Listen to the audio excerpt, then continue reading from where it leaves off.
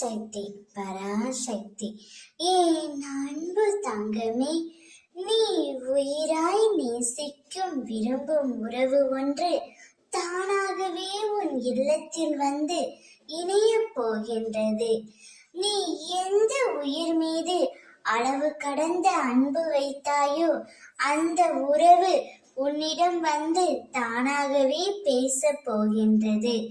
நீ அவர்களால் மிகவும் வருத்தப்பட்டு கொண்டே இருக்கின்றாய். நீ மனதளவில் அவர்கள் மீது அதீத அன்பு வைத்திருக்கின்றாய். காலத்தின் கட்டாயத்தால் இப்பொழுது நீ பிரிந்து இருக்கின்றாய். வாய்விட்டு யாரிடமும் சொல்ல முடியாமல், அளவு முடியாமல் தனிமையில் மிகவும் வருந்திக் கொண்டே இருக்கின்றாய். இதையெல்லாம் உன் அம்மா நான் அறிவேன் தங்கமே.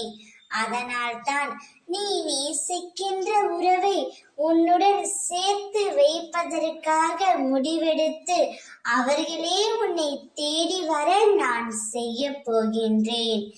என்னுடைய பக்தர்களை எப்போதுமே காப்பதே என்னுடைய தலையாய கடமை.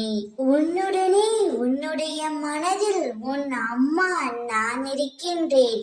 நீ வாய் திறந்து கேட்காத கோரிக்கைகளை கூட உன் மனம் அறிந்து செய்து நான் தருவேன்.